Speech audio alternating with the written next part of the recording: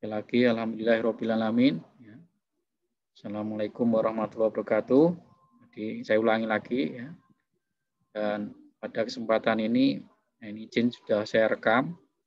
Kemudian saya persilahkan pada teman-teman untuk senantiasa ini ya kita berdoa pada Allah Subhanahu wa taala yang terbaik ya.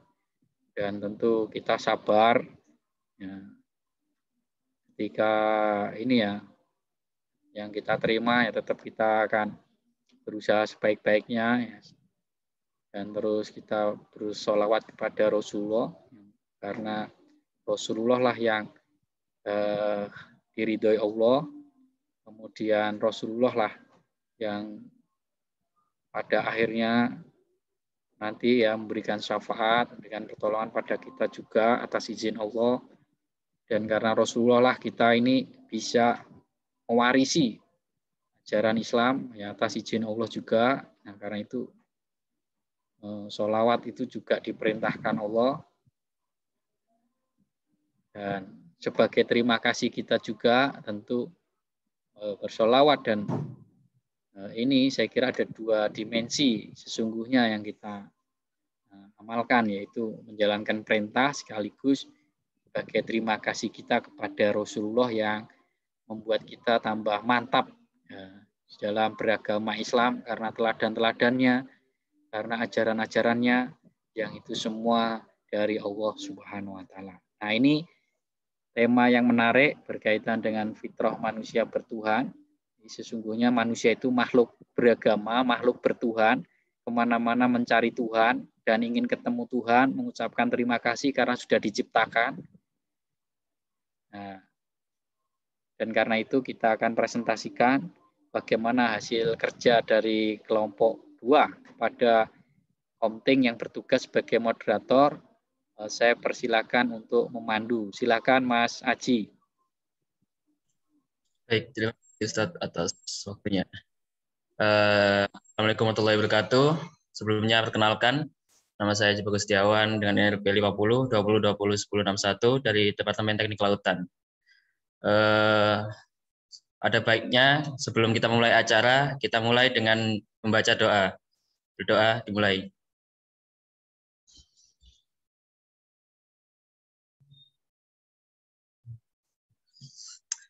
Oke, baik.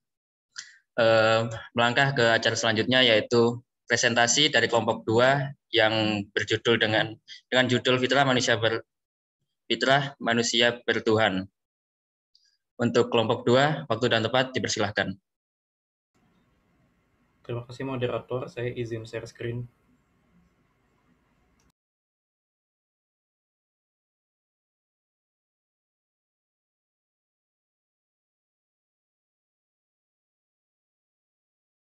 Apakah sudah terlihat? Sudah.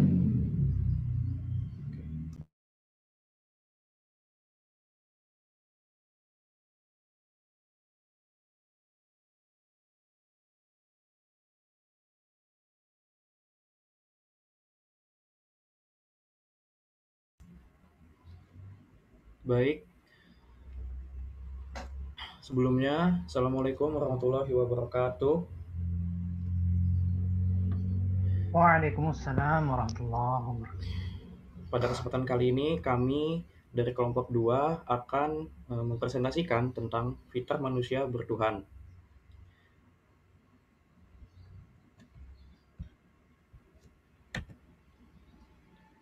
Berikut anggota dari kelompok 2.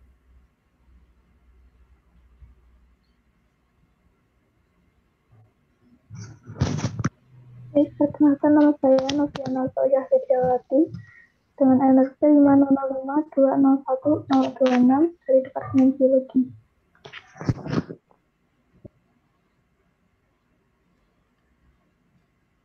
Selanjutnya ada Nilam Kinanti dengan NRP 5005201034, ada Muhammad Zamharir dengan NRP 5005201041, dan saya sendiri Muhammad Arif Allah 5006201064, dan yang terakhir ada Aditya Rizky Pratama dengan NRP 5006201071. Oke, lanjut. Nah, berikut bahasan-bahasan kita pada siang hari ini. Yang pertama ada pentingnya spiritualitas, 2 menjaga fitrah manusia bertuhan, 3 studi kasus, dan 4 kesimpulan. Lanjut ke konsep spiritualitas. Dipersilahkan. Baik, untuk konsep spiritualitas berasal dari bahasa Latin, yaitu spiritus yang berarti roh, jiwa, dan semangat.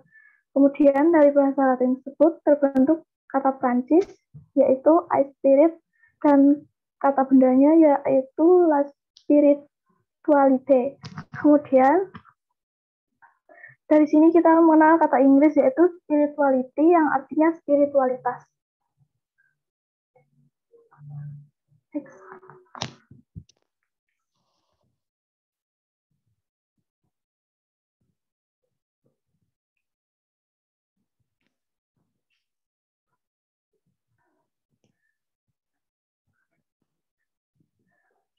Dalam kamus filsafat Lawrence Bagus terdapat pengertian lain dari spirit. Menurut Aristoteles, yaitu salah satu filsafat mengatakan bahwa spiritual dianggap sebagai prinsip kodrat yang diterima langsung dan intuitif dengan yang era dengan agama, karena dalam agama ruh tertinggi adalah Tuhan. Jadi arti sebenarnya spiritualitas adalah hidup berdasarkan atau menurut roh tersebut, yaitu roh Allah sendiri. Next. Jadi spiritualitas adalah hidup yang didasarkan pada pengaruh dan bimbingan roh Allah, atau bisa disebut dengan hubungan batin dengan Tuhan melalui tindakan tertentu yang terdapat pada setiap agama. Menurut Syed Hussein Nasr, manusia terdiri dari 3 unsur jasmani, yaitu jasmani, jiwa, dan intelek. Yang terakhir berada di akut dan di pusat eksistensi manusia. Eksistensi manusia atau hal yang esensial hanya dapat dipahami oleh intelek, yang menurut istilah lamanya disebut mata hati. Begitu mata hati tertutup dan kesanggupan intelek dalam pengertiannya yang sedia kala mengalami kemandekan, maka kita tidak mungkin mencapai pengetahuan yang esensial tentang hakikat manusia.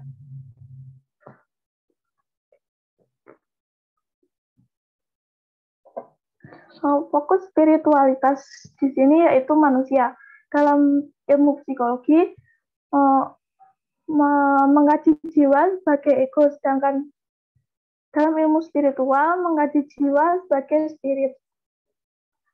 Kemudian manusia bermaksud untuk membuat diri dan hidupnya dibentuk sesuai dengan semangat dan cita-cita Allah.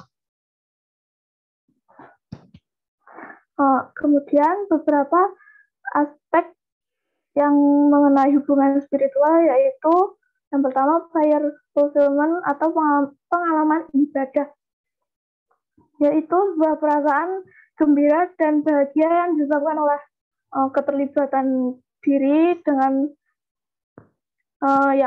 yang transcendent. Dalam hal ini dapat mengambil manfaat ibadah yang telah dilakukan. Lalu yang kedua universality atau universalitas, yaitu sebuah keyakinan akan kesatuan kehidupan alam semesta dengan dirinya. Kemudian yang ketiga connectedness, yaitu keterkaitan. Artinya sebuah keyakinan bahwa seseorang merupakan bagian dari realitas manusia yang lebih besar, yaitu melampaui generasi dan kelompok tertentu. Faktor-faktor yang bisa mempengaruhi hubungan dengan spiritualitas yaitu faktor diri sendiri, sesama manusia, dan faktor dengan Tuhan. Untuk faktor diri sendiri yaitu jiwa seseorang merupakan hal yang fundamental dalam eksploitasi atau penyelidikan spiritualitas. Kemudian untuk sesama manusia yaitu kebutuhan untuk menjadi anggota masyarakat, dan saling berhubungan yang telah lama diakui sebagai pokok pengalaman manusiawi. Kemudian Tuhan, yaitu pemahaman tentang Tuhan dan hubungan dengan manusia yang telah dipahami secara luas dan tidak terbatas. Oke, selanjutnya kita akan bahas kenapa sih manusia itu perlu spiritualitas.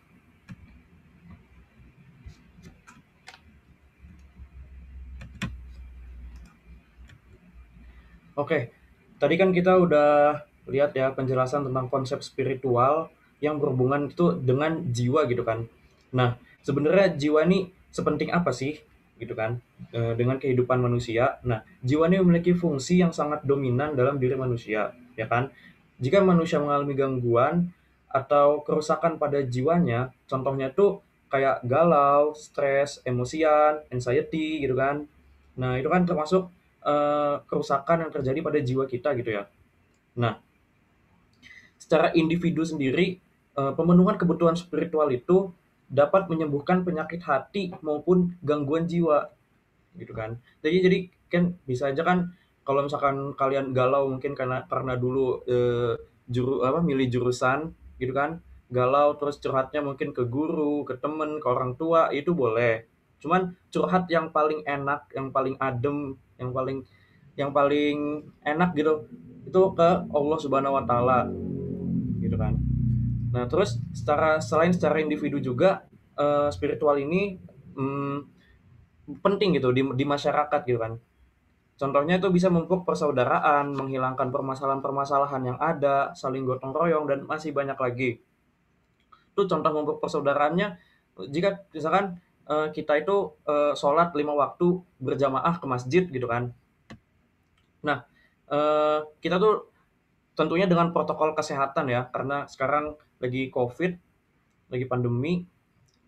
Nah, ini nanti kan di masjid itu kita ketemu kan sama teman-teman kita, sama tetangga, dan masih banyak orang lagi yang kita temuin di masjid. Nah, di sini dari mulai itu nanti kita saling nyapa, saling ngobrol gitu kan. Itu kan membentuk persaudaraan gitu. Nah, mungkin dari membentuk persaudaraan ini itu bisa menghilangkan permasalahan-permasalahan yang dulu mungkin pernah ada gitu kan. Next. Nah, di sini juga kita ada contoh nyata gimana sih pemenuhan kebutuhan spiritual itu dapat menyembuhkan penyakit kejiwaan. Nah, di sini ada proses penyembuhan gangguan kejiwaan karena nafza di Pondok Pesantren Al-Baroah Kasang Pudok Muaro yang dibantu oleh Kiai Asmui dengan menggunakan beberapa metode Islami pada klien. Selain metode Islami juga, Kiai Asmui ini mencampur antara metode Islam dengan metode ilmu pengetahuan gitu kan. Nah, metode Islaminya itu kayak sholat, zikir bersama, bersolawat gitu kan. Nah, sedangkan kata Kiai Asmui ini katanya dia menyembuhkan orang-orang yang dengan gangguan kejiwaan tuh bukan hanya dengan metode Islami, tapi dengan metode sains juga. Contohnya, dia tuh tidak mau membiarkan kliennya itu tidak mau membiarkan kliennya itu diam-diam saja gitu, kayak diam aja gitu di suatu tempat gitu. Dia tuh pengennya kliennya itu melakukan sesuatu gitu kan. Entah itu ia ngobrol atau entah itu dia diajak berkebun, diajak beres-beres ruangan, bersih-bersih ruangan gitu. Oke, selanjutnya ada firman Allah tentang kebutuhan spiritual manusia gitu kan. Di sini ada dari Quran surat Al-Fat ayat 4 yang berbunyi A'udzubillahi minasyaitonirrajim. Bismillahirrahmanirrahim. Huwallazi anzalas sakinata fil qulubil mu'minina liyazdadu imanan ma'a imanihim. Walillahi junudus samawati wal ard. Wa kana Allahu aliman hakima. yang artinya dialah yang telah menurunkan ketenangan ke dalam hati orang-orang mukmin untuk menambah keimanan atas mereka yang telah tiada, dan milik Allah lah bala tentara langit dan bumi, dan Allah Maha mengetahui, Maha bijaksana. Nah, dari surat Al-Fat ayat 4 ini, Allah tuh pasti menurunkan ketenangan ke dalam hati orang-orang mukmin. Nah, untuk apa? Untuk menambah keimanan orang mukmin tersebut ke Allah ini, gitu kan, pada Tuhannya, gitu kan. Yang orang Islam kan pasti Allah, gitu kan, Tuhannya. Ya. Dan milik Allah lah bala tentara langit dan bumi, dan Allah Maha mengetahui, Maha bijaksana. Next.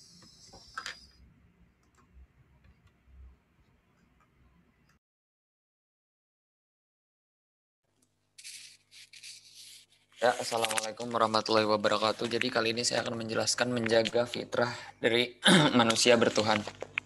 Next. Ada saat di mana sebagai manusia kita merasa dekat dengan Allah Subhanahu wa taala. Namun ada saatnya kita merasa jauh dari Allah Subhanahu wa taala. Jika kondisi merasa jauh ini tidak bisa kita kendalikan, ia berpotensi untuk semakin menjauhkan diri. Oleh sebab itu, kita tempuh beberapa cara agar kedekatan dengan Allah Subhanahu wa taala tetap terjaga. Yang bisa kita upayakan secara terus-menerus adalah menjaga fitrah berketuhanan itu dengan beberapa ikhtiar sebagai berikut. Yang pertama ya bisa dibaca, meyakini sepenuhnya kebenaran perjanjian azali antara Allah Subhanahu wa taala dengan manusia seperti terungkap dalam kalimat Alastu birabbikum bala syahidna. Perjanjian dan persaksian ini akan tetap ada pada tempatnya dan harus kita pertahankan sampai ajal tiba sehingga kita mati. Kita semua menghendaki mati sebagai golongan min ahli la ilaha illallah. Dan kelak di akhirat kita bisa mempertanggungjawabkan persaksian kita itu di hadapan Allah Subhanahu wa taala. Yang kedua, istiqomah dengan sholat dan membaca Al-Quran ada ungkapan menarik.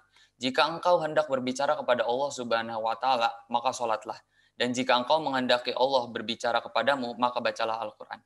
Dengan memperbanyak mendengar atau membaca kalam Allah yaitu Al-Quran, dan dengan melaksanakan sholat secara lebih berkualitas, kita akan ada pada kondisi yang terus berdialog dan berbicara dengan Allah dalam keseharian kita. Yang ketiga dan terakhir, puasa. Setiap amalan manusia adalah untuknya kecuali puasa, sebab ia hanyalah untuk dan akulah yang akan memberikan ganjaran padanya secara langsung. Hadis riwayat Bukhari. Puasa termasuk puasa Ramadan adalah media komunikasi rohani manusia dengan Allah Subhanahu wa taala. Dan jika benar dilakukan dengan iman dan penuh pengharapan, bukan mustahil puasa menjadi wasilah keterjagaan fitrah berketuhanan dalam diri manusia. Next. Baik, selanjutnya adalah studi kasus yang dilakukan oleh kelompok kami. Next. Nah, studi kasus kami mengambil judul mengukur tingkat kesadaran mahasiswa akan fitrahnya sebagai makhluk bertuhan. Kenapa kita mengambil sasaran mahasiswa? Karena kami menganggap mahasiswa itu lebih berpendidikan. Artinya dari sejak pendidikannya lebih tinggi, di mana yang kita ketahui selama kita menempuh pendidikan, kita selalu mendapatkan pelajaran mengenai agama kita masing-masing. Salah satunya agama Islam. Jadi diambilnya mahasiswa sebagai subjek dalam penelitian dengan anggapan bahwa mahasiswa sudah mengerti bahwasanya kita ini manusia sebagai makhluk yang bertuhan.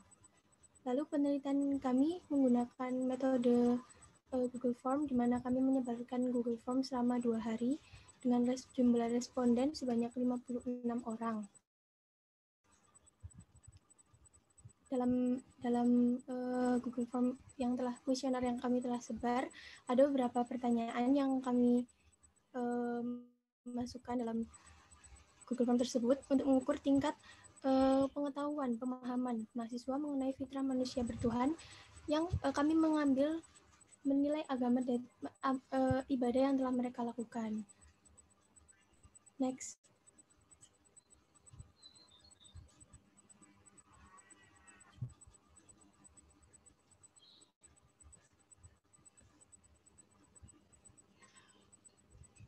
Nah, ini adalah persebaran responden yang telah kami dapat.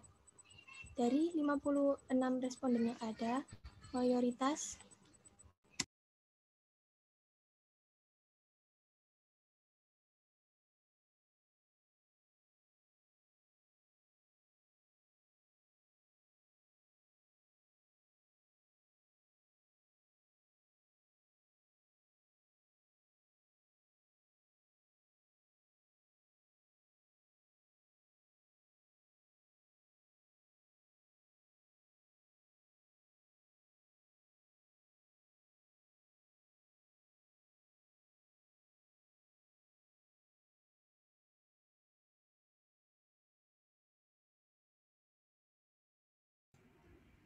Cek Nilam apakah sudah bisa mic-nya?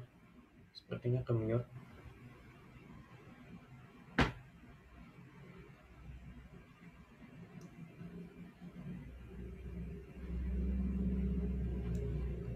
Oh, mungkin lag ya. Ya, jadi di sini kan kita udah ini ya, udah permisi sebelumnya, mohon maaf. Saya lanjutkan ya. Jadi kan di sini kan kita udah bikin di formnya ya kan tentang masih bagaimana sih tingkat ini mahasiswa gitu kan. Nah, sini ada domisili responden ya kan. Ada domisili responden, ada dari Surabaya, banyak dari banyak daerah. Terus ini juga dari orang-orang ini yang tingkat pemahaman responden mengenai fitrah manusia sebagai makhluk bertuhan ini yang menjawab iya itu ada 51%, yang tidak itu sisanya. Bisa next ya.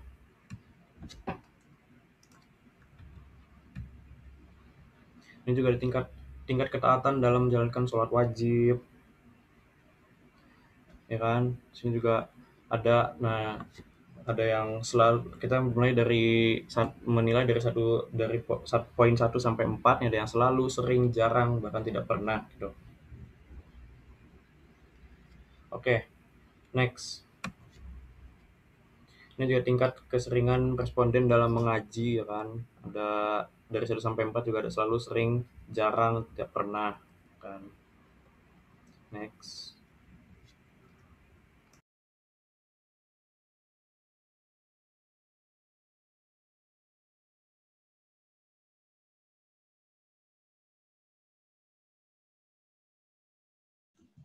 Iya, baik. Mungkin dari sini akan saya lanjutkan.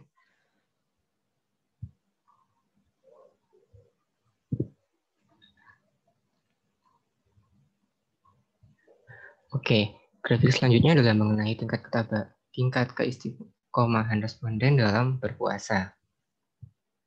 Jadi pada grafik ini didapatkan hasil berupa 26 responden menjawab angka 4 dengan indikator selalu. Selanjutnya adalah 23 responden menjawab di angka 3 dengan indikator sering. Lalu ada 7 responden dengan indikator 2 sebagai jarang, dan 0 responden memilih indikator angka 1 sebagai indikator tidak benar. Jadi kenapa kami menanyakan keistiqomahan responden dalam berpuasa? Seperti yang kita tahu, puasa merupakan ibadah yang terdapat pada rukun Islam. Oleh karena itu, seorang muslim pasti wajib melaksanakan puasa, dan juga tingkat kemampuan mempertahankan puasa dipengaruhi oleh keyakinan diri kita kepada Allah. Ketika seseorang meyakini bahwa Allah Maha melihat, orang tersebut akan menahan diri dari hal-hal yang membatalkan puasa. Lalu untuk grafik selanjutnya adalah tingkat ketabahan responden dalam menerima takdir Tuhan. Jadi dalam grafik ini didapatkan hasil bahwa 28 responden memilih angka 3 sebagai indikator sering, lalu dilanjutkan dengan 21 responden memilih angka 4 sebagai indikator selalu, 7 responden memilih angka 2 sebagai indikator jarang, dan kembali 0 responden memilih angka 1 sebagai indikator tidak benar. Mungkin bisa di next.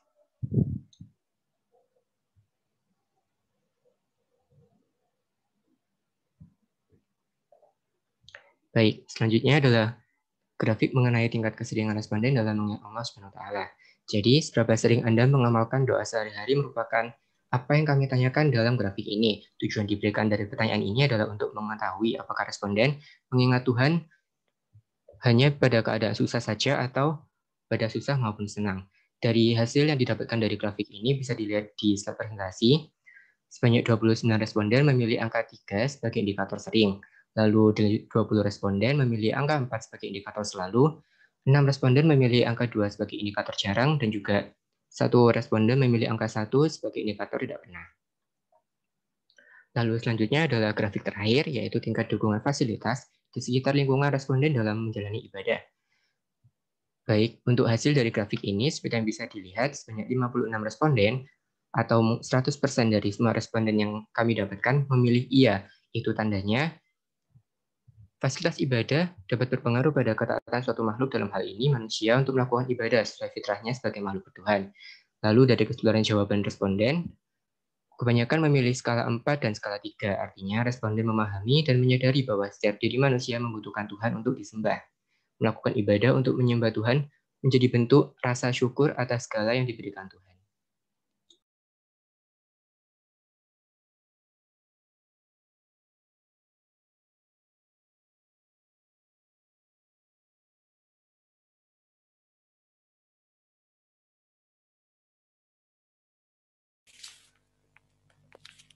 Ya, jadi kesimpulannya, mahasiswa di Indonesia memahami dan menyadari fitrah manusia sebagai makhluk bertuhan. Dilihat dari grafik yang menunjukkan jawaban terbanyak adalah skala 4 atau skala 3. Salah satu alasan dari kesimpulan tersebut adalah adanya fasilitas ibadah yang mumpuni.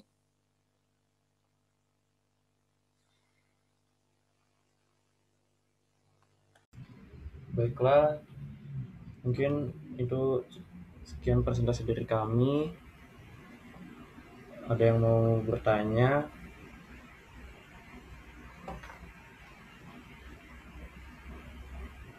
Mohon maaf Mungkin- sebelumnya menjelaskan.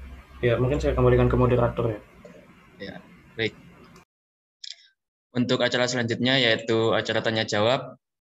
Untuk acara tanya jawab ini saya jadikan 3 sesi. Untuk sesi pertama diberikan kesempatan 4 pertanyaan. Untuk teman-teman yang ingin bertanya silahkan untuk bertanya, namun raise hand terlebih dahulu. Silahkan.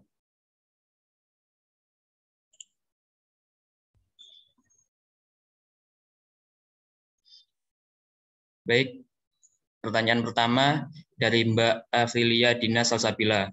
Silakan untuk bertanya. Iya, sebelumnya perkenalkan saya Afrilia Dina Salsabila dari kelompok 1 NRP 012 ingin bertanya. Salah satu tugas utama manusia kan itu kan beribadah kepada Allah. Sedangkan secara praktiknya terkadang kita hanya sekedar beribadah saja, kita tidak seperti menghayatinya. Kita belum sampai pada tahap ibadah lillahi ta'ala gitu. Nah, menurut Anda, menurut kelompok Anda, faktor apa yang menyebabkan dan bagaimana ketika seseorang manusia itu beribadah tidak lillahi ta'ala, mereka masih ada faktor-faktor tertentu? Apakah bisa dimengerti pertanyaannya?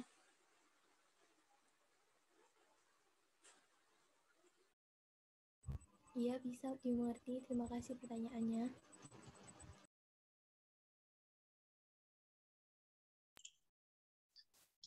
Baik, untuk pertanyaan selanjutnya dari Mas Fajri Malik. Silakan untuk Fajri Malik untuk bertanya. Sebelumnya apa suara saya sudah terdengar? Sudah terdengar. Baik, perkenalkan nama saya Fajri Malik dari kelompok 4 dengan NRP 500520155. Saya izin bertanya kepada kelompok 2. Disebutkan pada latar belakang bahwa tingkat spiritualitas pada diri seorang manusia dapat diukur dari seberapa seringkah ia melaksanakan perintah Allah dan menjauhi larangannya dalam kehidupan sehari-hari. Namun, pada kenyataannya, pada zaman seperti sekarang ini, banyak sekali terjadi hal-hal yang melenceng, di mana manusia sering kali meninggalkan kewajiban beribadah untuk keperluan duniawi. Bagaimana cara mahasiswa tetap tahu fitrahnya sebagai hamba beragama, sama pentingnya dengan fitrahnya menjalani kehidupan duniawi? Apakah pertanyaan saya dapat dipahami? Terima kasih atas pertanyaannya. Pertanyaannya dapat kami pahami. Baik, pertanyaan selanjutnya dari Mas Naufal Diaulhaq. Untuk Mas Naufal Diaulhaq, dipersilahkan untuk bertanya.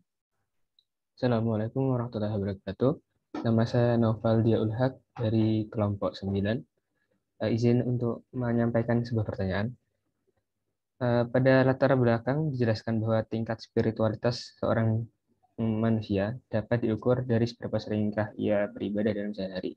Yang dalam hal ini ibadah sehari-hari seperti sholat dan puasa tadi dijadikan acuan. Akan tetapi bagaimana menurut Anda sekalian apabila jika ada seseorang yang melakukan hal-hal tersebut bukan karena ingin menjalankan perintah Allah, tapi hanya sebagai formalitas belaka. Apakah hal tersebut berpengaruh terhadap kesadaran manusia akan fitrahnya sebagai makhluk Tuhan? Begitu kiranya. Apakah sudah dapat dipahami pertanyaannya? Baik, terima kasih, pertanyaannya sudah bisa dipahami.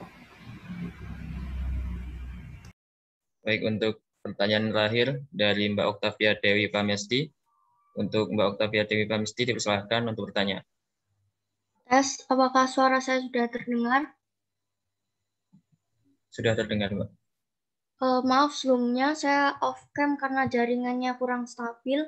Izin bertanya, seperti yang tadi udah dijelaskan bahwa tingkat spiritualitas pada diri manusia dapat diukur dari seberapa sering ia melaksanakan perintah Allah.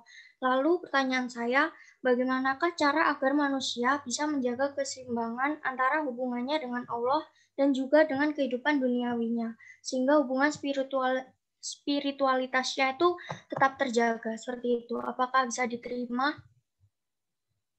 Bisa, terima kasih atas pertanyaannya. Baik, pertanyaan terakhir sudah ditanyakan. Untuk kelompok 2, dipersilahkan untuk menjawab pertanyaan-pertanyaan tersebut. Sebelumnya untuk moderator, saya izin stop share ya. Baik.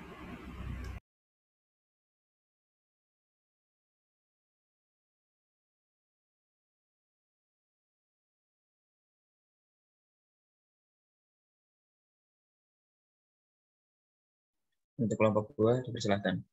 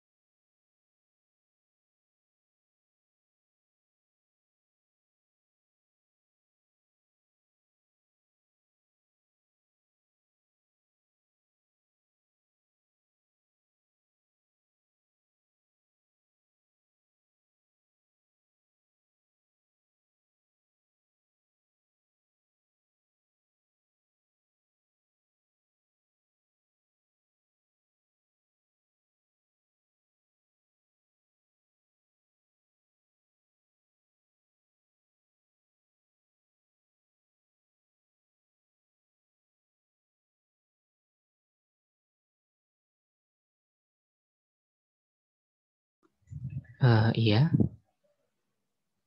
Mungkin saya izin menjawab pertanyaan dari kelompok 9 dulu ya, mengenai pengaruh orang yang melaksanakan ibadah hanya sebagai formalitas, betul? Oke, langsung saya jawab saja. Seperti yang kita tahu, menjalankan ibadah pasti harus didasarkan pada suatu hal, yakni seperti kesadaran akan ibadah sebagai perintah dari Allah SWT. Oleh karena itu, ketika seseorang tersebut menjalankan ibadah karena hanya sebagai formalitas belaka, maka yang akan terjadi adalah turunnya iman seseorang tersebut, di mana turunnya keimanan akan berdampak pada banyak hal negatif lainnya, seperti akan mungkin lebih jauh dari Allah, lalu melakukan lebih banyak maksiat, dan lain-lain. Terima kasih. Apakah ada tanggapan?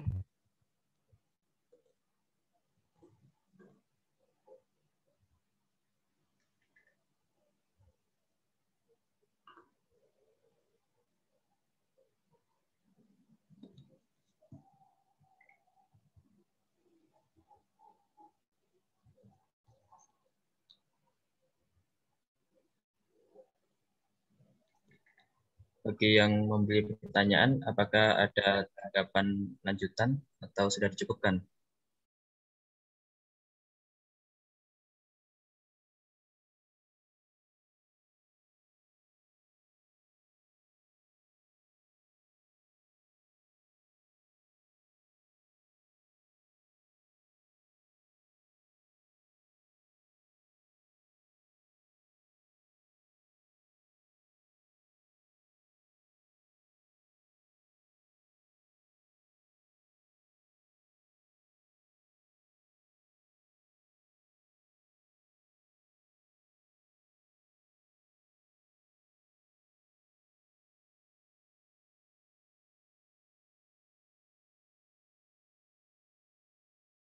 Baik. Oh iya. Baik, mungkin karena belum ada tanggapan dari yang nanya, boleh saya lanjut nggak untuk menjawabnya?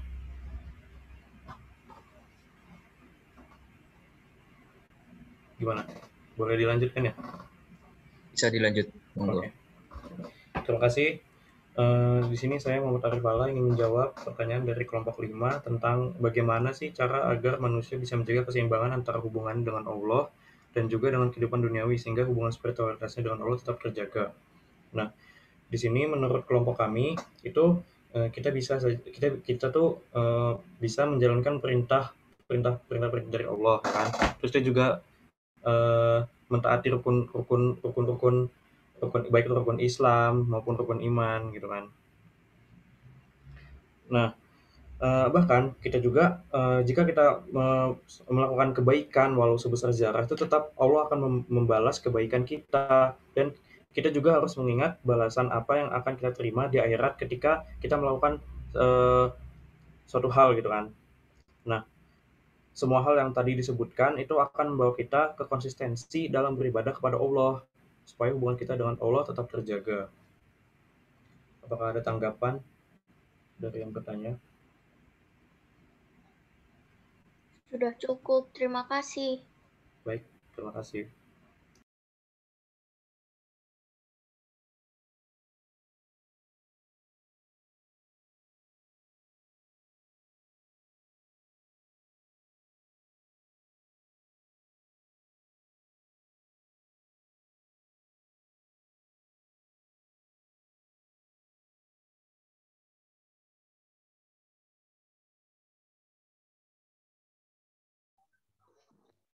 Baik, izin menjawab untuk pertanyaan dari kelompok 1. Tadi tanya tentang faktor dari bagaimana manusia belum melaksanakan ibadah secara lillahi ta'ala. Faktornya itu bisa dari kesadaran diri sendiri, karena dalam beribadah itu kan dibutuhkan keikhlasan.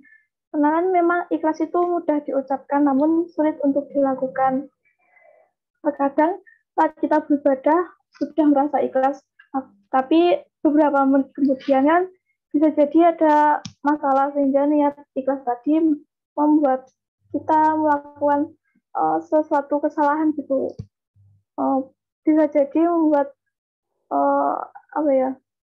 cara ibadah kita salah atau batal ya intinya. Kalau ikhlas yang dirasakan karena Allah, tidak akan ada perasaan seperti itu. Karena ikhlas ini memang tidak mudah, apalagi untuk Allah Subhanahu wa Ta'ala.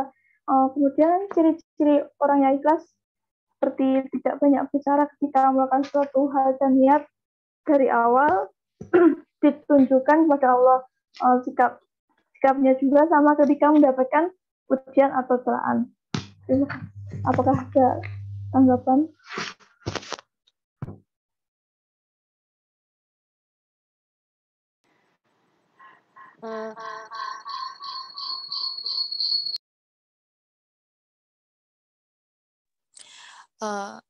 Mohon maaf untuk pertanyaan yang kedua.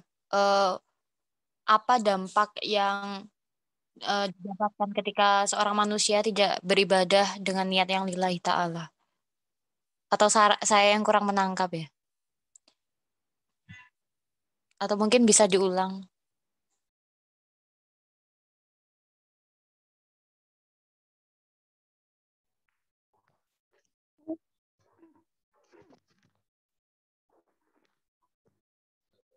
Dampaknya itu gimana ya?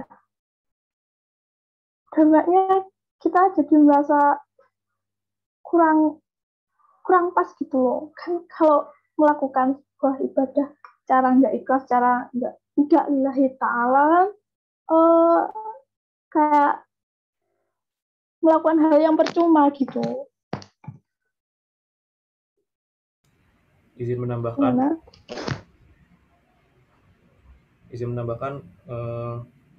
ini kayak misalkan kan kita kita untuk melakukan sesuatu yang misalkan bersifatnya kayak semacam belajar ataupun untuk ada acara itu, kita juga kan pasti ada tuh yang mau mempersiapkan dengan baik-baik, mau melakukannya dengan baik-baik. Masa ini kita hanya untuk beribadah kepada Tuhan yang menciptakan kita, masa kita tidak itu apa namanya, tidak lillahi ta'ala gitu, tidak ikhlas gitu. Jadi dampaknya itu mungkin ke kita sendiri juga, jadi mungkin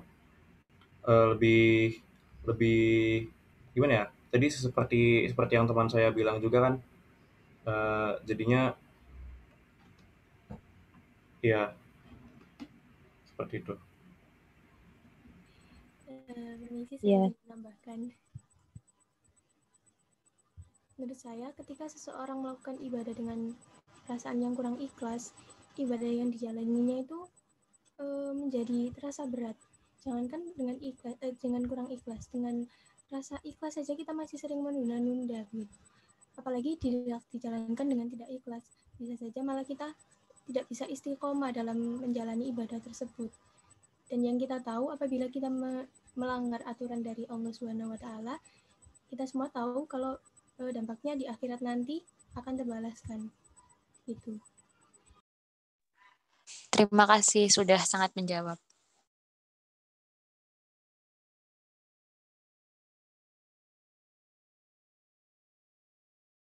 Baiklah, kalau begitu saya lanjut menjawab pertanyaan Pak Fajri tadi mengenai bagaimana sih supaya kita itu tetap menjalankan fitrah kita sebagai makhluk bertuhan di tengah kehidupan duniawi.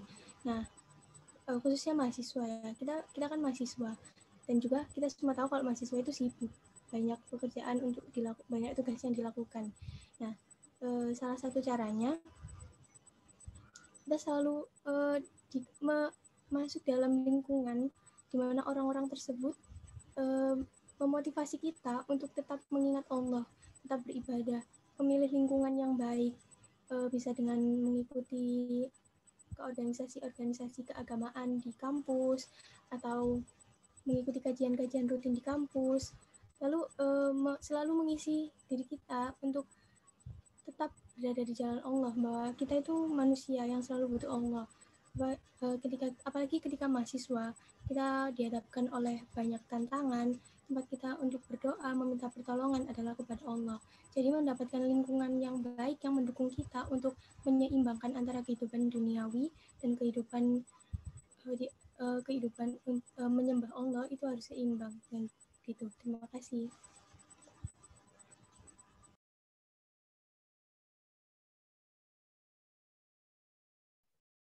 Baik. Apa ada tanggapan dari yang bertanya? Terima Atau kasih sudah banyak, dijawab? sudah menjawab dan sudah sangat jelas. Terima kasih banyak. Oke, baik. Untuk tanya jawab dilanjutkan sesi 2 yang berisi dengan 3 pertanyaan. Silakan teman-teman bagi yang mau bertanya untuk raise hand terlebih dahulu. Baik. Untuk pertanyaan pertama dari Mbak Dina Silmi Apriliani. Untuk Mbak Dina Silmi Apriliani, silakan. Sebelumnya, apakah suara saya terdengar? Terdengar. Terima kasih pada moderator. Saya Dina Silmi Apriliani dari perwakilan kelompok 6, izin bertanya. Seperti yang dibilang kan, spiritualitas juga dapat diartikan dengan suatu hubungan batin dengan Tuhan melalui tindakan tertentu yang terdapat dalam setiap agama. Menurut pendapat kalian, gimana sih kalau ada orang, dia ini percaya Tuhan, dia juga berdoa, tapi dia tuh nggak mau punya agama. Jadi dia itu punya caranya sendiri biar punya hubungan batin dengan Tuhan yang mereka percayai. Tingkat spiritualitasnya itu menurut kalian gimana? Terima kasih.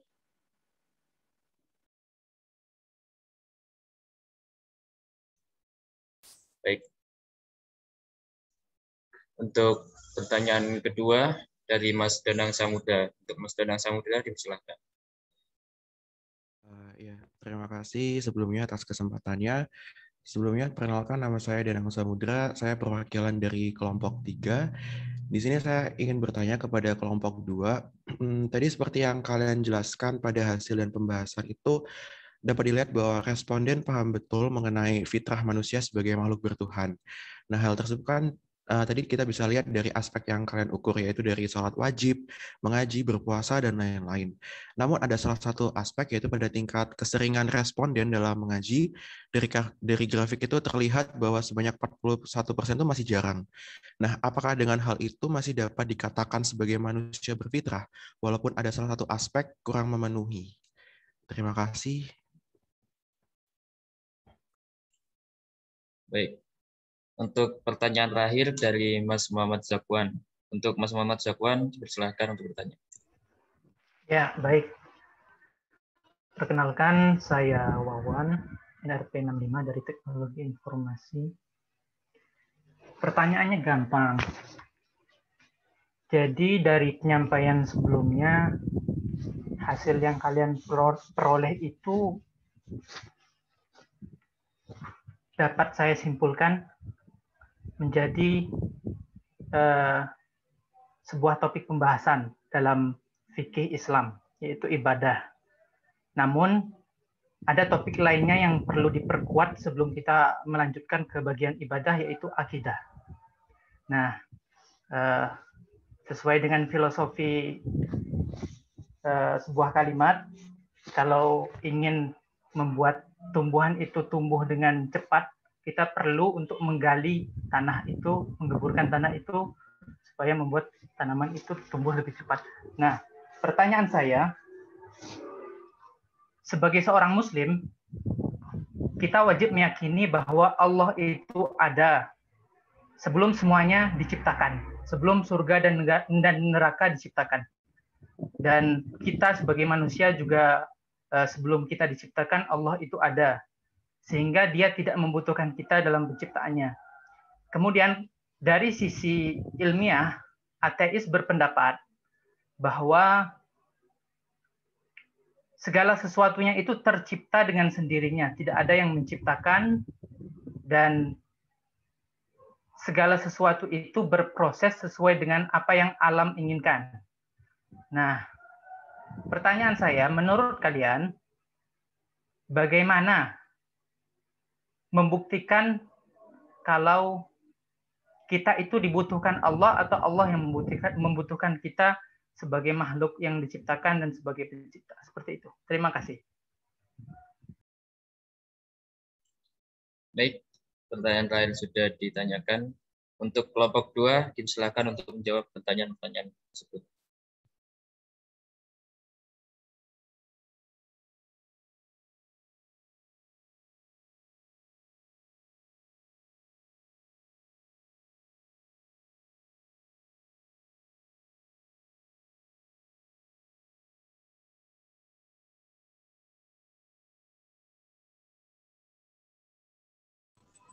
Baiklah, sini saya akan mencoba menjawab pertanyaan Dina dari kelompok 6 mengenai apakah apabila seseorang itu mengakui adanya Tuhan tapi punya cara sendiri untuk mengakui adanya Tuhan. Menurut saya, seseorang itu sudah menunjukkan bahwa manusia itu membutuhkan membutuhkan Tuhan. Memang sudah fitrahnya manusia membutuhkan Tuhan. Walaupun dia masih manusia tersebut, seseorang tersebut masih dalam tahap mengakui adanya Tuhan, tapi memilih untuk tidak memilih salah satu agama di dunia atau memilih menggunakan caranya sendiri. Tapi menurut saya yang seperti itu gimana ya ngomongnya?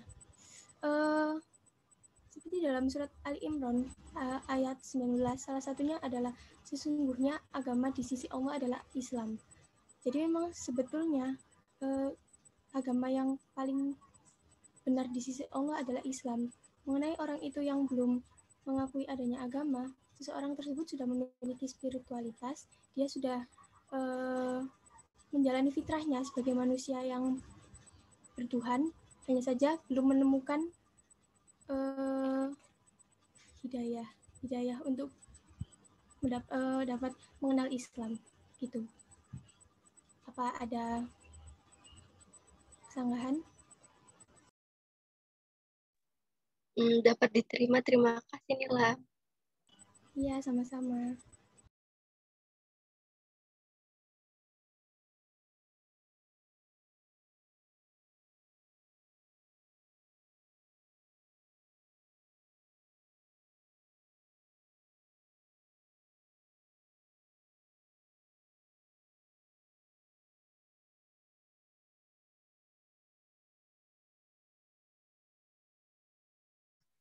Baik, untuk pertanyaan selanjutnya, silakan kelompok 2 untuk menjawab.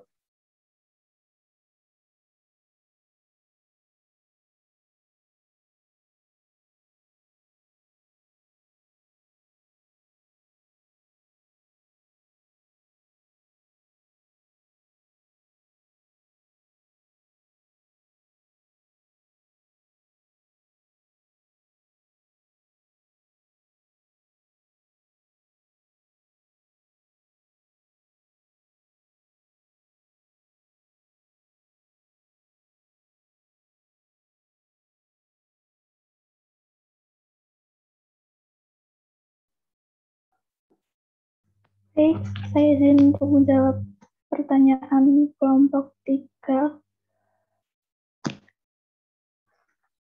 Menurut kami, hal tersebut masih bisa dikatakan sebagai manusia yang berfitrah, karena setiap manusia pasti punya cara untuk meningkatkan fitrah dalam diri sendiri. Dan kita tidak bisa melakukan semua ibadahnya secara langsung. Kayak misalnya kita hari ini mau mulai ibadah sholat, puasa, sholat jamaah di masjid, haji, misalnya 1 jam, 2 jam gitu kan, kita nggak bisa langsung gitu, pasti sedikit-sedikit dulu gitu loh. Karena kan tiap manusia punya proses sendiri dalam meningkatkan fitrah dalam diri mereka. Bagaimana? Apakah sudah menjawab? Ya, baik. Sudah menjawab. Terima kasih banyak.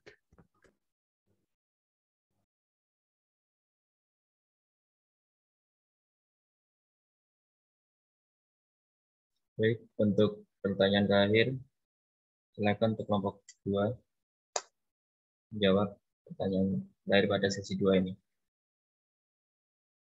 Permisi moderator, apakah untuk pertanyaannya bisa diulang? Ya, simpel aja kan. Kalau kita itu beriman kepada Allah, kita percaya kepada Allah, kita berarti mengikuti logika yang dibawakan Islam, yaitu Allah itu esa. Tetapi ateis menentang itu, dan bagaimana caranya untuk kita menanggapi pertanyaan tentang hal-hal yang berkaitan dengan penciptaan Tuhan, seperti itu.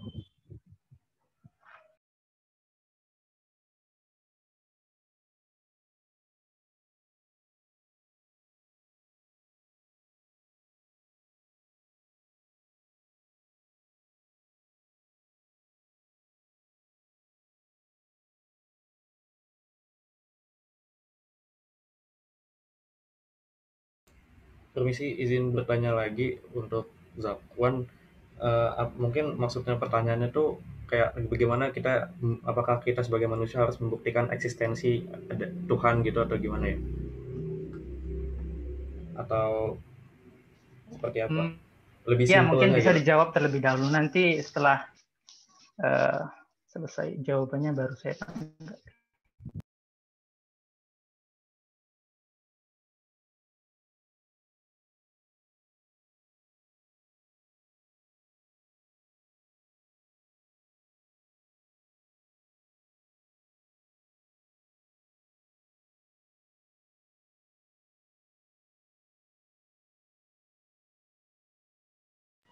Mohon maaf moderator, sebelumnya kelompok kami sepertinya butuh waktu untuk menjawab pertanyaan Zakwan. Apa bisa dilanjut dulu sesi pertanyaan selanjutnya? Mohon maaf ya Zafwan. Ya, nggak Oke. masalah, nggak masalah.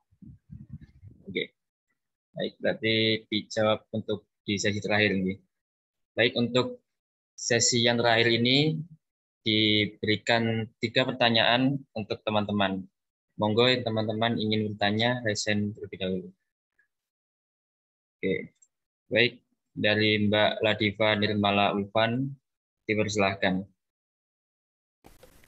Baik, perkenalkan saya Ladiva Nirmala Ulfan dari perwakilan kelompok 11. Sebenarnya pertanyaan saya tuh berhubungan dengan pertanyaan sebelumnya.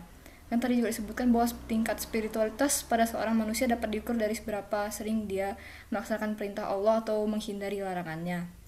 Nah, dalam kehidupan sehari-hari itu kan keimanan kita tuh nggak selalu berada di atas, terus dia mengalami penurunan atau terkadang malah berada di titik paling rendah. Nah, menurut kelompok 2, apakah yang menyebabkan hal tersebut terjadi dan bagaimana cara kita mengatasinya dalam jangka panjang sehingga penurunan tersebut tidak sering terjadi untuk kedepannya. Terima kasih.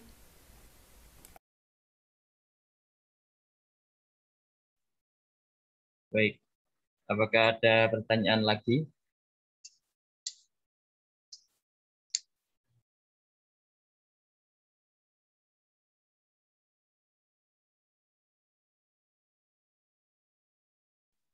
Oke, saya asumsikan untuk sesi kali ini hanya 1 pertanyaan, Nggih. Untuk kelompok 2, dipersilakan untuk menjawab pertanyaan tersebut.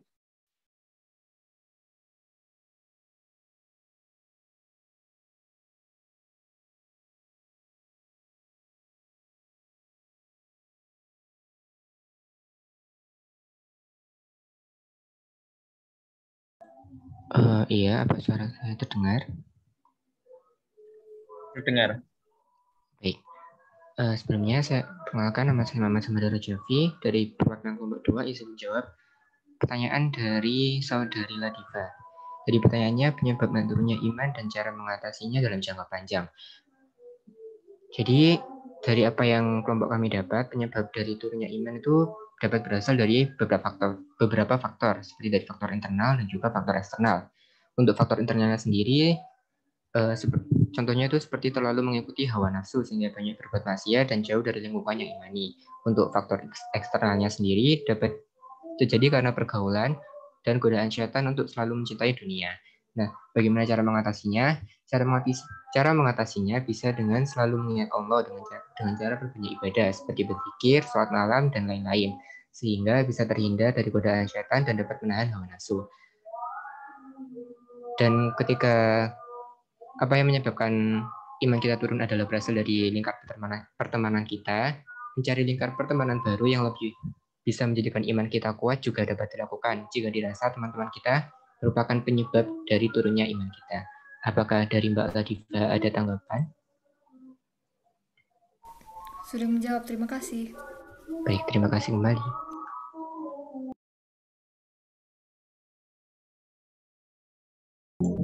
Baik, untuk yang pertanyaan sebelumnya pada sesi 2, apakah kelompok 2 berkenan untuk menjawab atau bagaimana?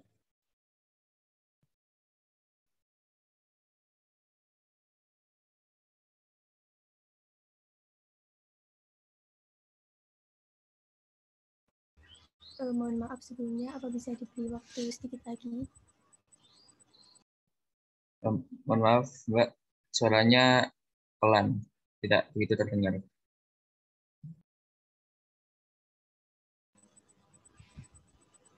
Halo, apa terdengar? Ya. Mohon maaf sebelumnya, apa bisa diberi waktu sedikit lagi? Baik. Terima kasih. Atau mungkin ada teman-teman yang masih memiliki pertanyaan, monggo untuk bertanya. Untuk present terlebih dahulu.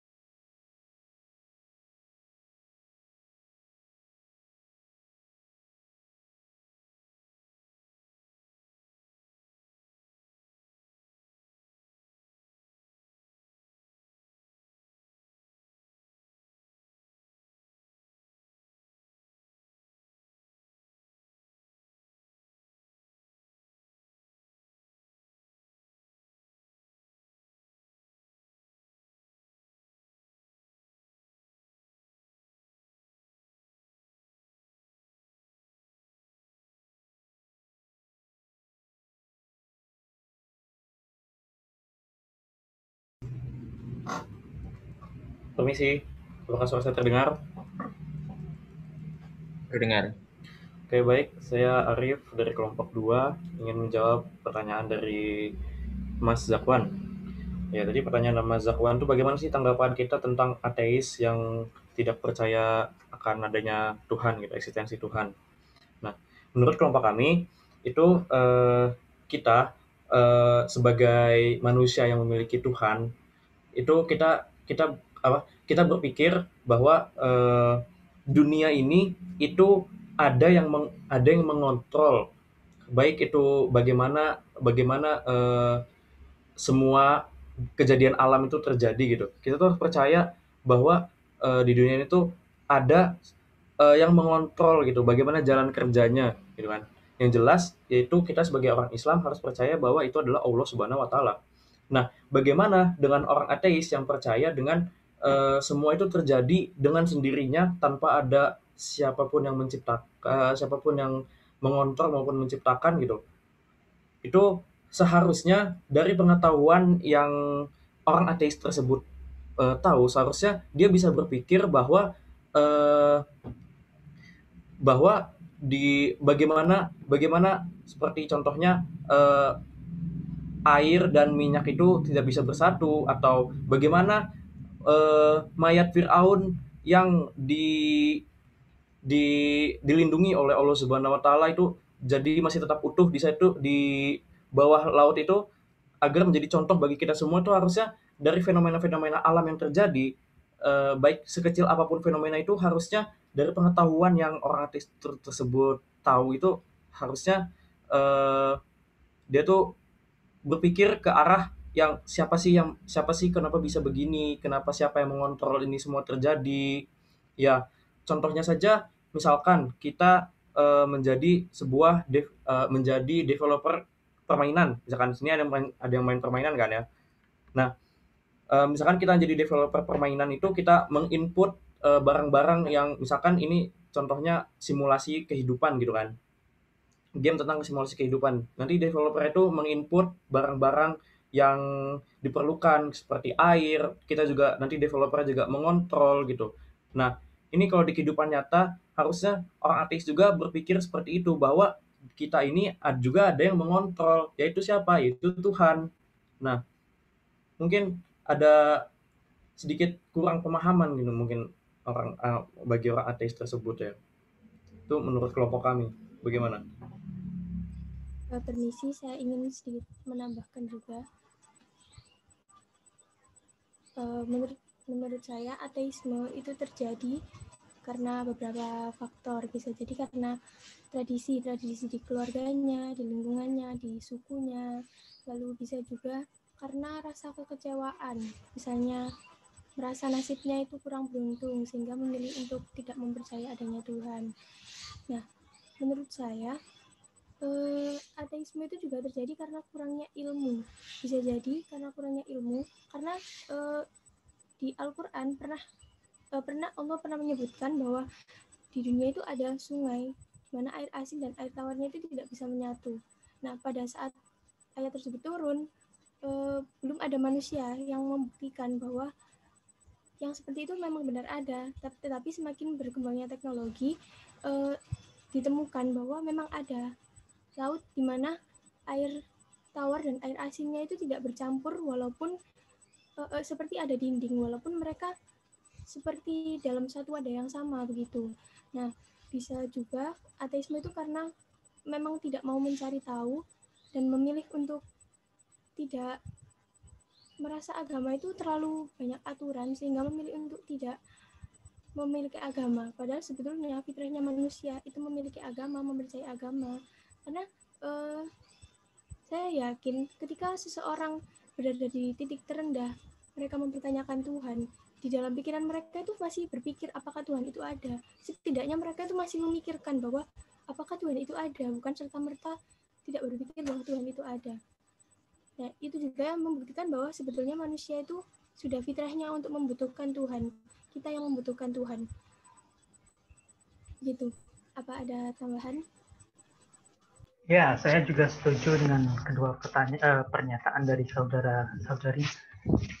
Saya membawa pertanyaan ini karena sekarang ini sudah banyak buku yang beredar berkaitan dengan masalah-masalah teori Darwinisme yang memunculkan proses penciptaan Tuhan, terutama dari buku yang ditulis oleh Richard Dawkins.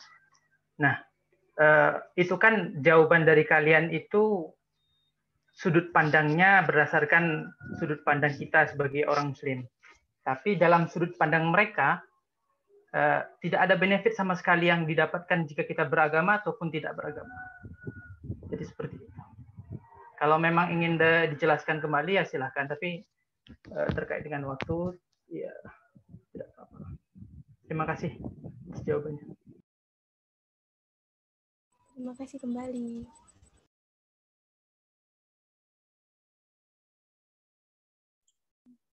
Baik, alhamdulillahirrahmanirrahim.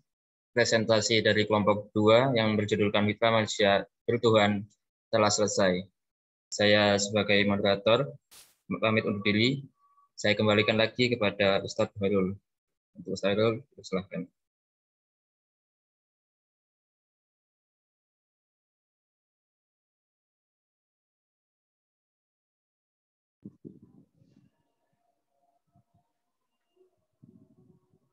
Baik, terima kasih moderator dan semua pembicara pada sesi hari ini. Alhamdulillah ya, luar biasa.